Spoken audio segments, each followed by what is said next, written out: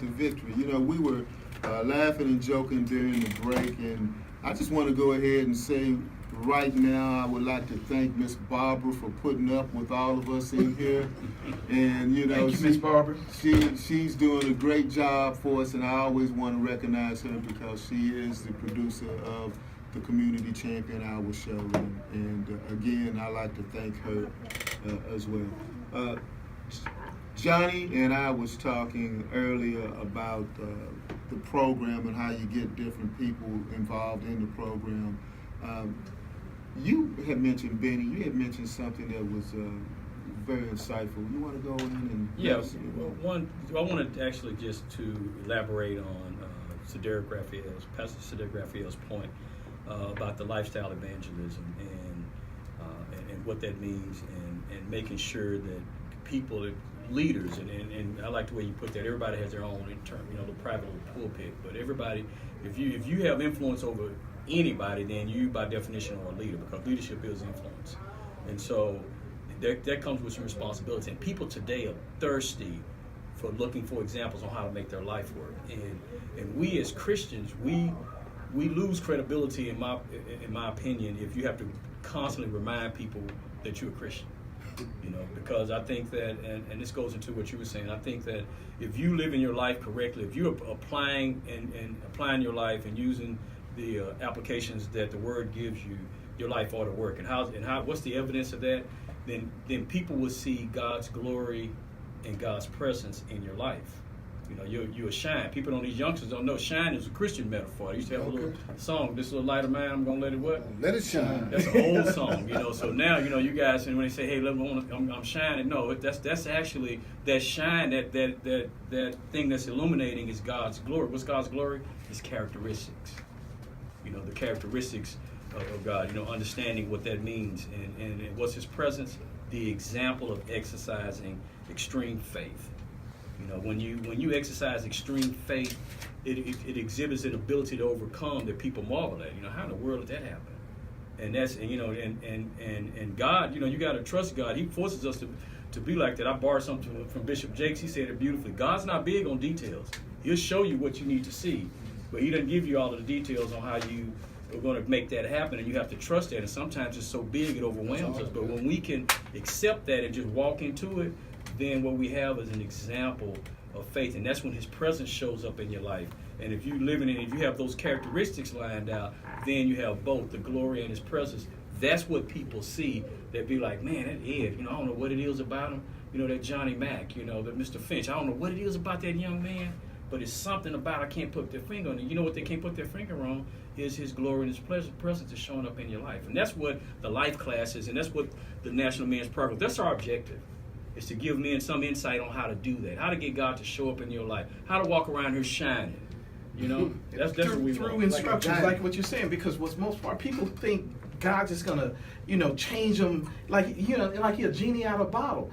What He requires for us with these life lessons is giving us instructions how we proactively participate through the process of developing ourselves. We gotta do it ourselves, right? He said Christ died humbly and died on the cross and said it is finished. And then we keep on saying, the Lord changed this for me, Lord. Well, He said, I've given you all the instructions. I've given you all the power. I've given you everything for you to do it. I got to come over there and do it for you too. He wants you to develop it. That's sort of the things like when you go into a training class or with a weightlifter and they trying to get you to become stronger, they break down that muscle. They keep on putting it up. They put light weights on there, and you can't even lift up a 10-pound weight. Well, that's what this word is. It is us getting in the gym, doing our work, doing our push-ups, breaking down this thing so then we become stronger. But it only happens when you proactively participate in the process. You can't grow no other way. Right. Now, speaking of growing, and I want to go ahead and everybody got something on understand that this growth also means that you have to know when to mentor, when to bring other people into the fold. You know, the biblical scriptures speak in itself of that. Jesus was in the mentoring program too, was he? No doubt. Oh, yeah. You know, so when He mentored people, He brought some people into the fold and said, follow me, you know, and this is what we're talking about. We're talking about we as black men, we as men, and men, as we exhibited in the huddle when we were all there together, we reached out in the huddle with who? Chris Howell. When we were in the huddle with Chris Howell, we reached out to other people. It was a gentleman that I met. I met quite a few gentlemen that was there. And he sat right behind me, and we just talked just briefly a little bit. But as we got to talking about different things and life coaching, I didn't know I was life coaching at that time. I didn't know that at all. I know I'm gonna be on stage and everything, but it's just the mere fact of that. Every moment we talk, words are very powerful. Right. And not only that, it's actions are very powerful. Mm-hmm. So we reached out, and he reached out to me. But in reaching out, you also have to be willing to reach back. Mm-hmm. And with that, I reached out, and willing to reach back was Andrew Finch. Andrew, could you take my seat for a minute? Whoa, that's true mentoring there. The difference between coaching and mentoring is that a coach brings out the power and the ability that you already have within you. But the mentor says, I've already been there, and if you just look at what I've done and just kind of read my life and let your life work with that lifestyle evangelism, you can see how you can walk in the same steps that I've walked in. And so I applaud the Commissioner Ed Gray, because he's not only a coach, but he's a mentor. He's walked it, but he's also helping people to learn how to do it. And my good friend, Mr. Andrew Finch, this brother has got a book coming out. He's a little humble, so I'm gonna go ahead on and just do a little applauding for him. He's got a book that's coming out that's getting ready to bless a whole lot of people, called "Live Like a Titan." And this young man, when I met him, the intensity and the energy that exuded from him, I was able to reach out and I said, man, I need your book, man. He said, I don't have it written yet. So we collaborated and began doing that process there. So you never know who you're going to run into. Andrew, it's a pleasure seeing you again as always. Seeing you too, Johnny. For those people that don't know me, my name is Andrew Finch. I used to be a dope dealer. Now I'm a hope dealer. I tell people all the time I have a minor in jail, a bachelor's in the struggle, a master's in faith, and a PhD in perseverance. I'm humbled, like Johnny said, to be here. I'm blessed to be in the building. All these other men, they say they're bald. I'm bald at heart. I am bold and Lord directed as well. So don't let the waves fool you. Wow. That's good. That's good. So tell us a little bit about what you're doing and just the whole collaboration with Dr. Gray. So, like Dr. Gray said, I met him in the huddle with Chris Howell. I was blessed to have been there, blessed to be in a room with so many strong men, so many spiritually directed men. And I've been working with him interning behind the scenes. But what I'm working on is I've created a 4-part program around communication, leadership, emotional intelligence, as well as mental toughness. And what I'm looking to do is partner and train and teach with community youth organizations, as well as within the different school districts, with the students, the teachers, administrators, and different universities and colleges, because I found that for me, when I used to be in my days of walking in the shadows, of living in the darkness, I didn't have the awareness of that emotional intelligence. I didn't have the mental toughness. I didn't have the leadership. I didn't have the communication skills to be able to articulate my words in such a manner and to be able to gather the resources that I need. And I was actually having a conversation this past week, and a gentleman named Paul Garrett, he's a preacher here in Dallas, he spoke to me about what rich meant in the Greek definition, and it is resources.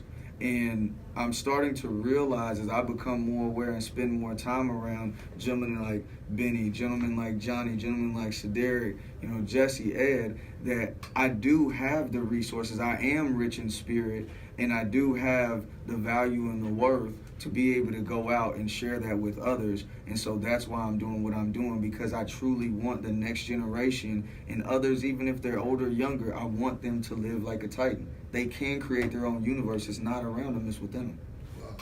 Man, that's dope. We need to have you back up on the line again. Put that on there. That's real talk. And the part I appreciate more is that the understanding that all the men that come on the line really posture themselves as students. You know what I'm saying? We don't sit back. We pick out stuff that that little jewels like that we can help our lives out, and then we can go back and replant into, you know, other people in our downline. So that's part, man, I really applaud you on that, and I love it. So we definitely want to make sure you back on. But that's the synergy within the line, man. That's Right. synergy within what Dr. Gray is saying over here with the mentorship and how we're doing it. We're men building each other. Right. That's the part I appreciate the most.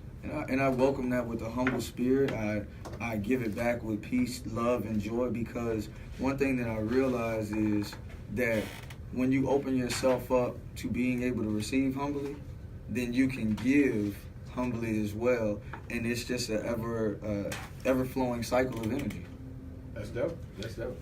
Now you're already a dad, but you just became a new dad all over again. Yes, I just became a new dad all over And again. that's a powerful thing. I'm looking at you know, I'm just going to put my story out there online. I have 3 beautiful daughters, and they're I thought I'd never have any grandkids, and just recently I found out I'm getting ready to have a grandson here very shortly. So the bringing new life into the world that's what this whole thing is all about. So as we on the National Men's Prayer Call, we want to breathe life back into people's lives, especially the lives of men, because as men, you know, I made a statement earlier. Now all the brothers kind of chided me because I said that the women, when you get on the line, don't say nothing. Well, I said that tongue in cheek. But at the same time, I'm a bit serious, because what we're trying to do is create a platform that men can come together without fear of retribution or any type of regret or what have you, to be able to share and to be able to encourage, uplift, and empower each other. And that's what I liked about you. When you came on before, you was a bit nervous, but now I'm seeing what less than 90 days later, the power and the poise and the posture that you've developed into just in turning with working with people like Ed, and just being able to move forward. So what do you want to share with young people, this whole millennial generation that we think that we speak errantly that we've lost, but we haven't lost them, we just haven't found out where they are. And we need to really just listen a little closer to what's being said by the millennials and the Gen Zers. What do you have to say to them and to us in response to them and us? Well, one thing that Pastor Shaderick said was being aware of what we're emoting. And I was just having a conversation on my way here, and I think that a lot of people don't understand that E on the motion is energy in motion. And if we move with emotion, if we speak with emotion, if we connect with emotion, our energy will begin to raise our level of awareness. It will begin to attract like energies, because they say opposites attract in relationships. No, opposites repel. But if we begin to raise our consciousness, which is energy and thought and ideas, if we begin to raise the energy of which we move in our day-to-day lives, in which we act and we create, then we can begin to truly create our universe.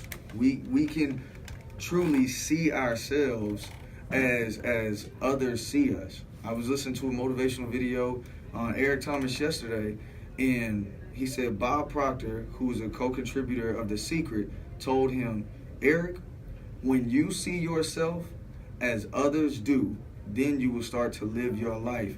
We are all creators, and we all live in a state of wealth consciousness, and that is what God provides us. And see, that's what's beautiful. We need Mr. Finch's perspective from your generation. And Johnny, you said it best. You know, we have to figure out a way. How do we communicate with these guys, and we bridge this gap and let them know we're all in this together. Some of us have shared experiences, and we can help each other out. But we need to be able to relate to your generation, and you guys need to relate to us, so we can all have a really strong audience, and we can create and maintain this movement, this progressive movement about progress. And so I'm real confrontational with, borderline confrontational with pastors. Well, because I think that a lot of times they give their congregation, they put, let me put it this way, they put Houdini-like expectations on God. They leave that with their and that's not what God's there for. God wants us to work out. He's going to show up when we get started. But I think that because they've been irresponsible in the messaging and what we should expect from God, then it leaves people leery, because now people are getting smarter and smarter. You can't emotionally, as people get more educated, you got to bring some more education in the word, and that education has to be about application. And it can't.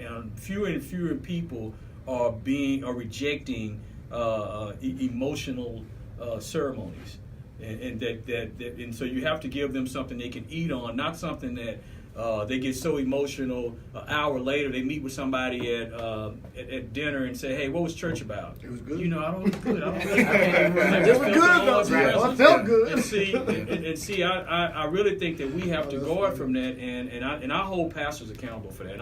And I've had some pastors that accepted their criticism and some that don't, but I don't even care, because there's too many people are desperate for hope, going to the church looking for answers, and all they get is sow a seed, spin around 3 times, and then go back home and wait, and touch your neighbor, and go back home, and go back home. I'm going to take that out myself. And go back home and wait. And go back home and wait, misinterpreting what wait means. And so I think the clarity is there. We've been irresponsible. That's why we see this explosion of agnostics coming on the scene, and that's why we have to have. It's important that you, Mr. Finch, come in and join the movement with us, this leadership movement, and help get that word out. That God is real, but it doesn't mean that we lost the right for it to be easy. You have to help us with that messaging. Let me jump in right here. Let me show you the practical application of Matthew 18 and 20. It says, 2 or more gathered in my name, I will be there in the midst. What does that actually mean?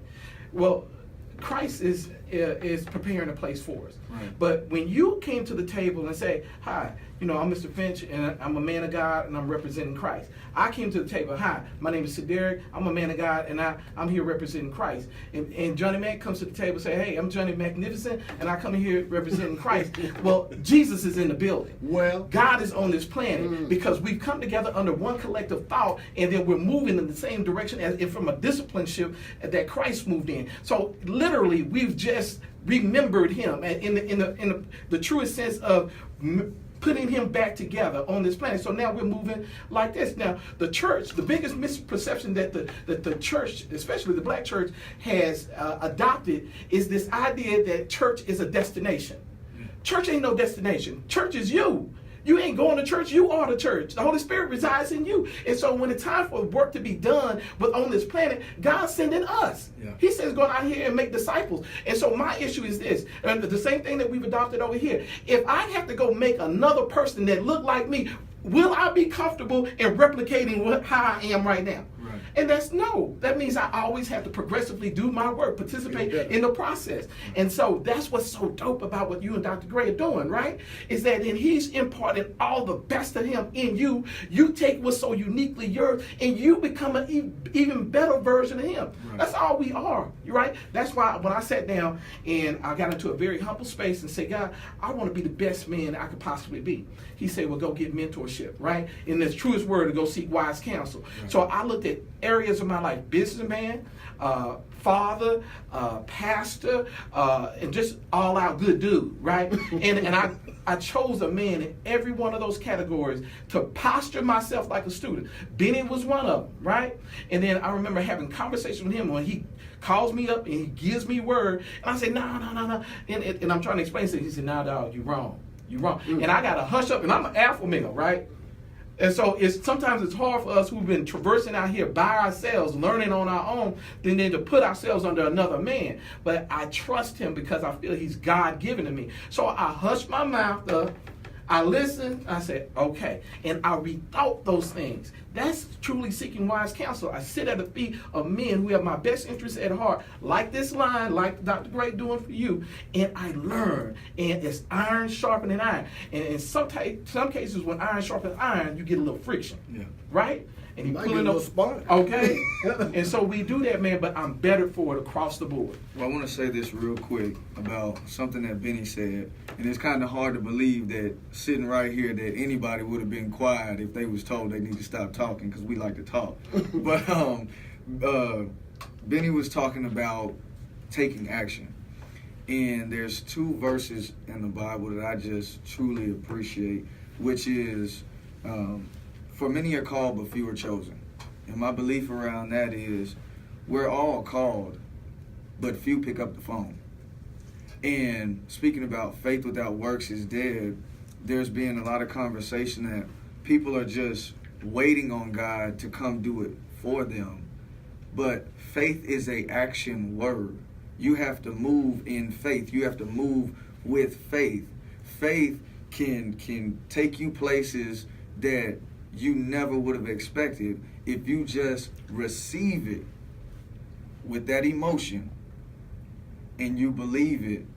God will make anything happen for you, and that's why I'm sitting here today, is because I've been moving with faith and I've chosen to answer the call on my life.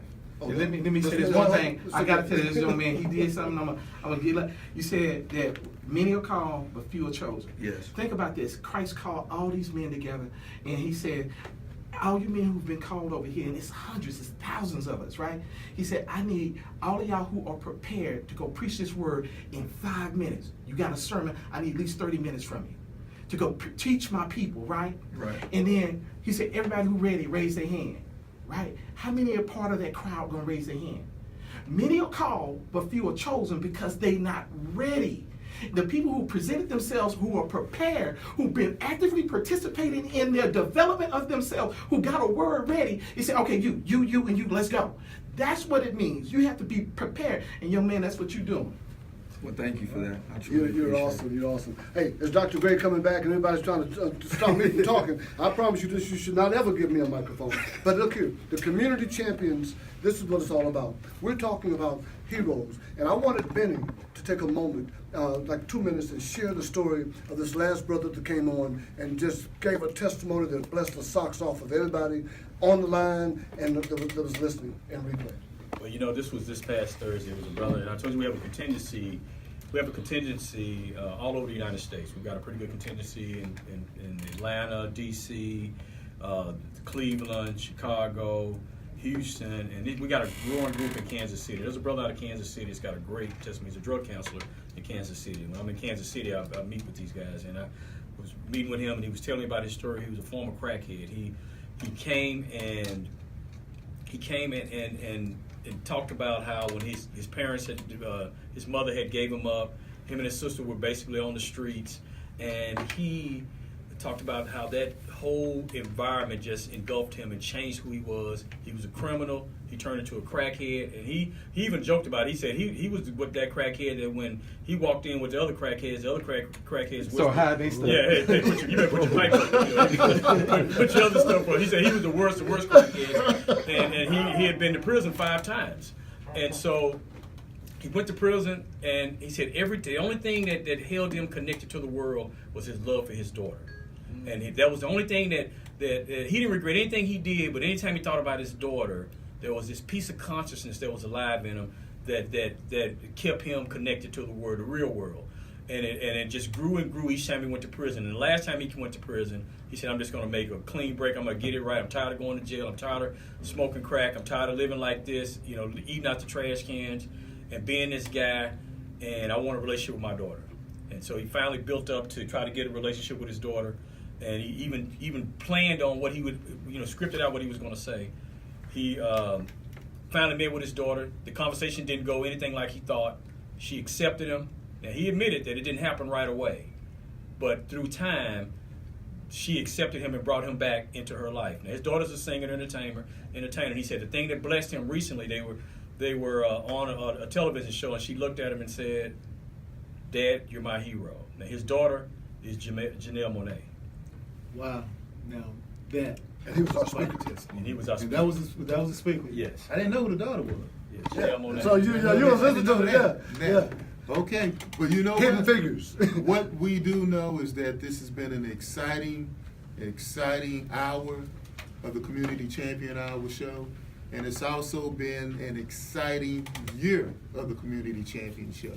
We've spent one whole year here on the heavenly airways of Heaven 97. One whole year. So this has been a great way for us to end this year and begin next year. The next year that we begin is in December, and we will have from Cornerstone Baptist Church in Arlington, Texas, we will have Reverend Dwight McKissick, who will be our guest. And Strong you can brothers. go back and look at all of the other shows that we've had during this past year, and realize and see that all of the ministers that have come here who've left us with the word. But most of all, what we are really important. That's really important is that we all have love for Christ and we all have love for God. And we are constantly rebranded, and I would love for you brothers from the National Men's Prayer Call to join us permanently on the Community Champion Hour show the third Saturday of the month. We'd like for you guys to be here on the third month, quarterly. Okay. Hold on. So if you That's guys another can accept that. You gonna let us come back after we took all this time? Yeah. Only if Barbara says it. So we're out of time, and we'll see you guys next month. God bless y'all. God bless you. God bless you.